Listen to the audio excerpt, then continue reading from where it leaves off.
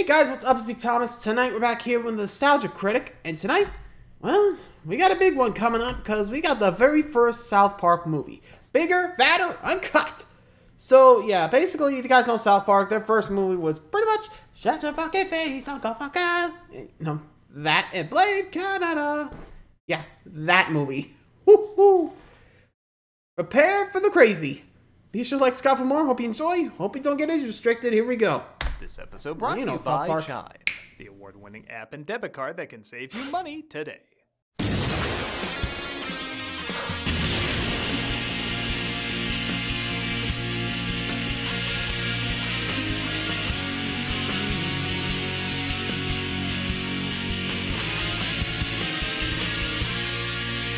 Let's begin. Hello, I'm the Nostalgia. Hi, Critic. I remembered so you don't have to. You're on the couch again. In a time where maybe, just maybe, more and more people are seeing animation as more grown-up than most grown-up entertainment. True. You gotta think about those anime films that blurred that line in the past. You got your Fritz the Cat, Kira's, your Sausage Parties, movies that showed American audiences there can be anime films exclusively for adults. And of course, the 1999 film that challenged the ideas of censorship, scapegoating, and call-out culture while having a show that oftentimes was the center of all three. Of course, talk about the foul-mouthed wonders themselves, South Park. South Park movie. Yep, bigger, longer, and uncut. Woo! Unlike other anime films based on shows made over a decade earlier, South Park had a bizarre contract that said they needed to make a movie along with their show. Maybe because the show was so low budget and quick to produce, they figure a movie would be easy, I'm not sure. But rather than waiting for their popularity to kind of die down, the movie was released arguably at the peak of their success. While the show had constant run-ins with parental groups about what can be shown and said on TV, the movie decided to focus on not only the outrage that the show was getting, but the probable outrage their movie was going to get. They had constant arguments with the MPAA about what justified an R-rated film as opposed to an NC-17 film, which many theaters wouldn't show. Like a note they received once that said if there were over 400 swear words, the film would be NC-17. Really? Some creators put in this, no joke, 399. Yep, that one short extra swear word scarred a 16-year-old for life, I guess. On that note, while this film managed to challenge censorship in the theatrical world, YouTube is much less forgiving if even one F-bomb is dropped. So, we'll have our cute kitty Chaplin saying words with the exact same meaning, but technically aren't swears. So advertisers can rest assured people who don't want to deal with the real world don't have to. Right, Chaplin? You said it, feces digester? Already off to a great start. Let's take a look at South Park. Bigger, longer, and uncut. Yep. Yeah, I mean, if you know South Park, oh boy. Like, I mean, Trey Parker, Matt Stone, they pretty much made the show to say, fuck you. Like, come on. You know it's true. Like, think about it. They didn't care what they put on, as long as they made a good joke, they put it on there. I mean, you only have to see the TV show to know it.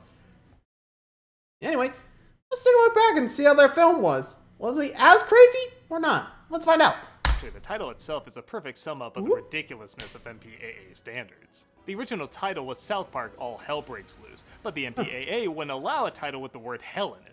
Really? Everyone can agree. How about Jason Goes to Hell? Did you forget about that? It's far more dirty, but it doesn't have the word a Disney character used in a G-rated film in the 50s, so I guess it's okay. There's a bunch of birds in the sky. The film opens with no swearing at all. It builds up the oncoming onslaught of indecency by opening with a Disney-style song. In fact, the whole film is constructed like a Broadway-style musical at a time when that really wasn't popular. Even Disney was backing off heavy from it. In fact, they lost the Oscar for Best Song to Phil Collins singing one of these pop songs that can vaguely be played on the radio or in the movie. Oh, wait, I'm sorry. Was totally meant for just the movie. The fact that it could be played on the radio as well, just pure coincidence. Okay, if the South Park guys could eventually stop with this joke, so can I. Bottom line, it was pretty ballsy to do something many movie audiences saw as lame at the time and breathe new life into it. Tipping their hat to the genre, but still doing it their way. And again, that's kind of the thing with South Park, pushing the bill. Like, think about it. They even had a, episode where they pretty much counted the times the word shit was used. And I don't know how many times they actually said it. I think it was in the hundreds, at least. Maybe 200? I think I still have that episode. I don't know, but I'll check it later. But like I said, it gets nuts. And yeah, like I said, they always love to push the bill. Anyway. Movies we shall go. The boys are excited because they're finally going to see the Terrence and film? Phillip movie, based on the raunchy What? cartoon they love to watch. As you quickly guess, the cartoon and everybody's overreactions to it are a satire of their own interactions with the show and what they presumed were going to be the reactions to the movie.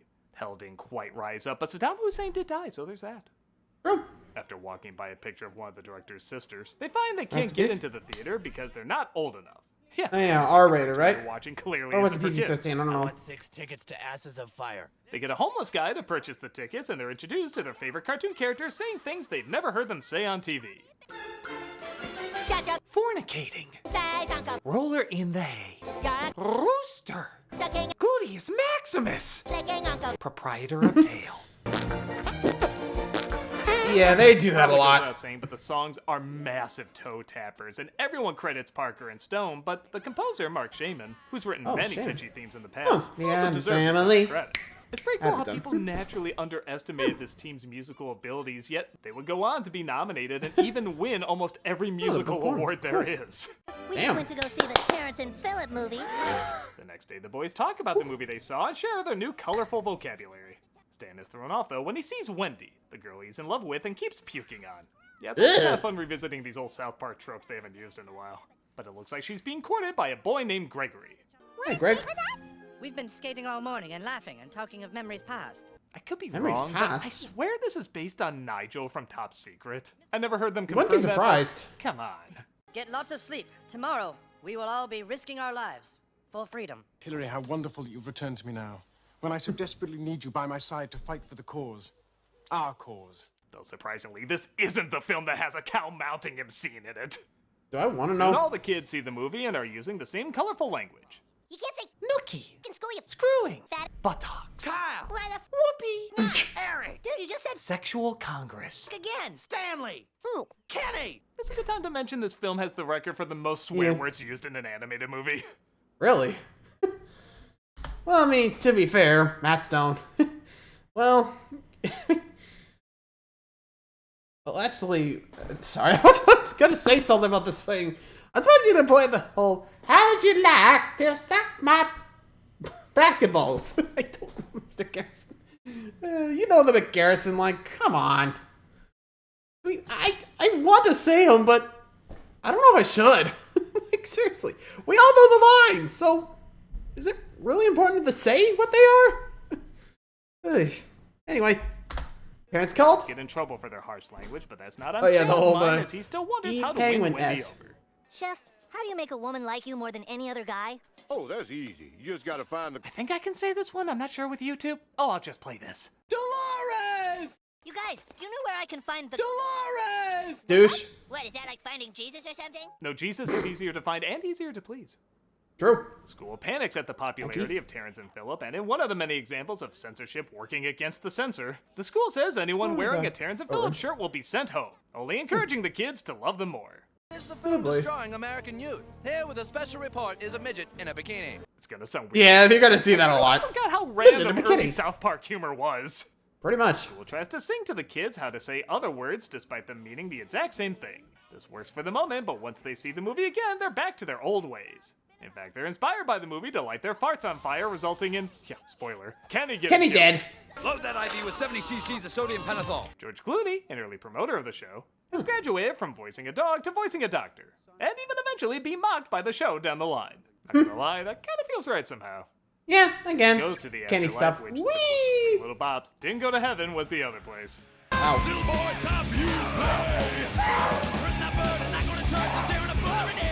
A moment of gratification for years of me saying, that's James Hetfield singing that, and everybody saying, no it isn't, it'd be in the credits. Well, he is now! There you go. Lady James dogs. Hess.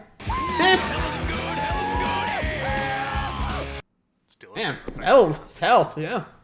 The parents decide the movie is Oh. to blame for all their kids' troubles, and seeing how the film is from Canada, they, well, you all know the song. Mom's getting. I'm coming up. And yes, I'll stop as now. much as we like to mock the Oscars for being dim-witted and out of touch, especially when it comes to animation, them nominating the song and having Robin Williams sing it does show they can have a brain every once in a while. Not enough to give it to them, but okay, I'm moving on. Dude, come on. This, of course, is a satire of outrage culture, claiming media is destroying the sensitive minds of the country, and censorship is the only answer. We're realizing there You're the one bringing it up to attention. Like, come on, guys. No surprise, still practiced today. As it ping-pongs in between political extremes. Yeah, remember, boycott is totally different from cancel. That's something only the other side does, not us. Please welcome Terrence and Philip. A bunch of parents show up to cancel Terrence and Philip. I mean, boycott, sorry, just again, so different. When Conan O'Brien, voiced randomly by Brent Spiner, and Brooke Shields, voiced Guess they couldn't also get Conan. randomly by Minnie Driver, turns them in to the authorities. I farted once on the set of Blue Lagoon. What? Oof. I didn't know I needed a Canadian cartoon slapping Brooke Shields, but that might be the funniest scene in the movie. You loved our movie, Conan. What have I done? Truth be told, I think this entire scene exists just to show Conan on his own show. I sound like that? Well, hello, fellows. Nice you here. The Canadian government... Yet again, in South Park, no one's safe. Seriously. Don't make fun of anybody. But still, having Conan just be like, oh god, what have I done? Jump out the comedian and get defenestrated. Woo. Can you imagine just the car owner just going, oh my god, someone left a Conan O'Brien on my car. Sweet. Oh wait, that's him. Ah! I mean, if it was South Park, you know that would have happened. Anyway, time for the war. It gets back at them, though, by bombing the Baldwins. As if they weren't bombed most of the time.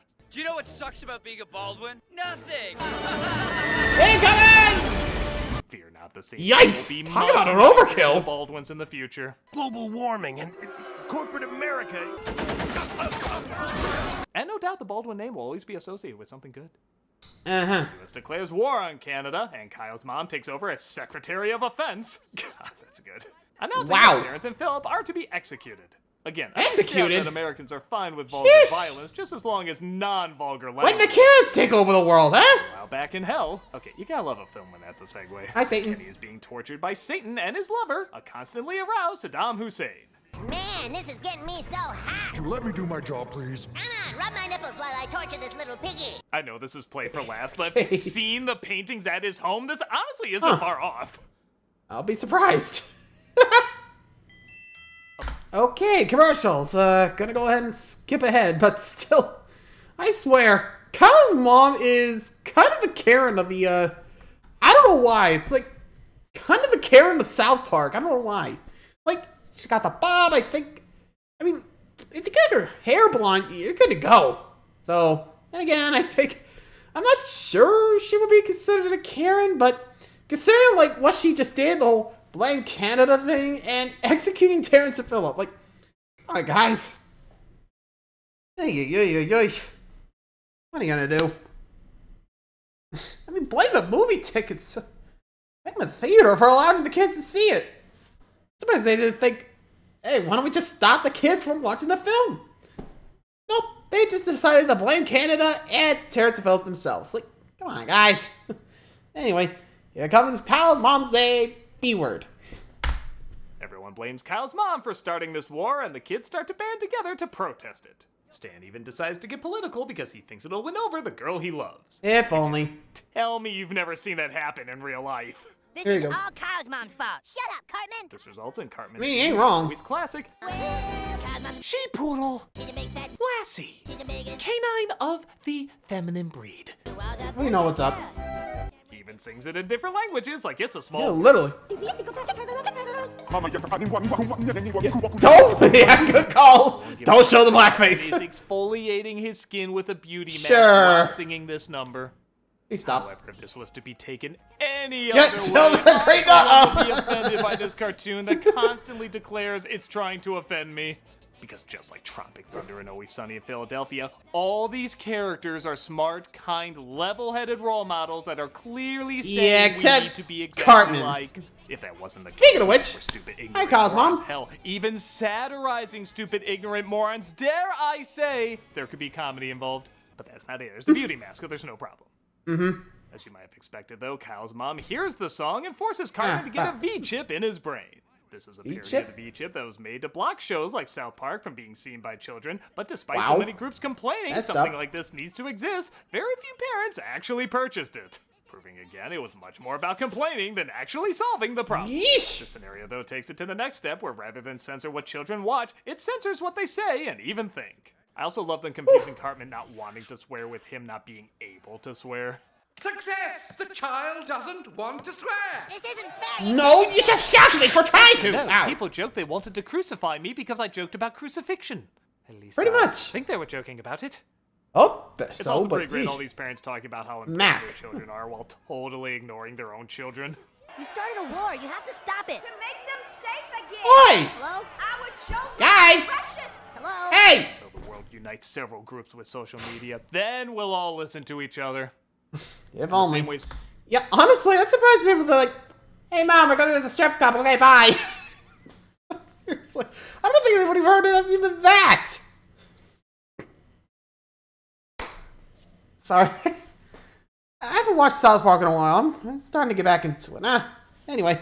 So many kids are introduced to classical music via Looney Tunes. I think a lot of us were introduced to Brian Boitano through this song. I'm sure he'd kick an ass or two. That's what Brian Boitano do. And if you're wondering what Brian Boitano thinks of it, It's been great being a small part of your journey on South Park. well, that makes writing a punchline hard, so. Fuck you all. Get me a fucking brownie. Haha, he's Thank not you. guessing. The boys send a message to all the kids saying if they want to help Terrence and Philip, they all need to meet up. Meanwhile, Kenny hears that Satan is going to take over the world once Terrence and Philip are killed, as is told in the prophecy that clearly they're not putting much effort into. We used to talk all night long until the sun came up. Well, yeah, because I was still waiting to get you in bed, dummy. Okay, so here's kind of a confession I have about this movie. It's always around this point that I remember it. Go ahead. I love talking about this film. I look back on it fondly. I remember the commentary, songs, and a fair amount of laughs. But I also have to admit, it can get a little boring. And I don't think it's a coincidence. it's their that first film. around the You would half-hour expect. mark where I start to think that, because South Park is a half-hour show. If you're going to True. drag this out in an hour-and-a-half movie, though, there's two issues. One is you can't rely on the animation being visually interesting for that long because, well, it's South Park. That's part of the joke. It's cheap animation. For an hour and a half, though, that's a pretty long time to look at this cheap-ass style. But in that case, the comedy really has to be upped, and it's good. It's clever commentary and does make me laugh at times. But there are long stretches where the jokes are a little weak or include scenes that don't even end on a joke. The Brian Boitano song ends on a freeze frame. There's nothing really that funny about that. This scene ends with them naming the group. The password is La Resistance. I never got a laugh when I saw it in the theater. And don't get me wrong, it's not like every scene It has to seems have a weird. laugh, but for an hour and a half of visually dull and not particularly complex characters, unless there's continually songs or jokes, there's not going to be that much entertainment in the moment. Granted, they... Well, keep in mind, with Trey Parker and Matt Stone with South Park, they usually have about 30 minutes. And around the time, it's only 22 when they actually have to make the joke. And their jokes usually go that long. But here, well, again, like you said, half an hour, you can't really stretch all those jokes out. Otherwise, well, pretty sure it gets boring. You know? I mean, fair, it's their first movie, so I might want to cut them some slack since, you know, they're trying to make South Park into like a 3-part film, which I think they would actually do better at once they do like further down the line, once they get some practice at it. But still, you'd be surprised. I mean, like I said, I can't say for certain since, you know, don't have any experience with South Parks, or at least filmmaking, but yikes. Joke making isn't as easy as people may think, you know? Sometimes you can let the joke run too long and, well, you know, joke's dead. Anyway. We're making this while they were also working on the next season and fighting with the MPAA. It's impressive we got what we got. Pretty much a triple threat. The film does drag a bit because of it. I find surprisingly this is quite common with comedies that have memorable jokes or commentary, like Krampus or Borat or Life Aquatic. There's a ton of greatness that stays with you, but when you sit through them again, you forget it's a bit of a snooze fest at times. I will admit, though, I'd much rather have a movie stay with me and have boring moments than a film that's entertaining from beginning to end, but completely forget about it. So don't get me wrong, I'm not saying this makes it a bad film by any means, but it is an interesting thing to point out. You do kind of. So when they You're are at the doing a lulls. song or a joke or both, they really are great. I love they try to make Satan, the Lord of Darkness, almost like a longing Disney princess. He wants to take over the world simply so he can see it. It's honestly kind of a funny idea.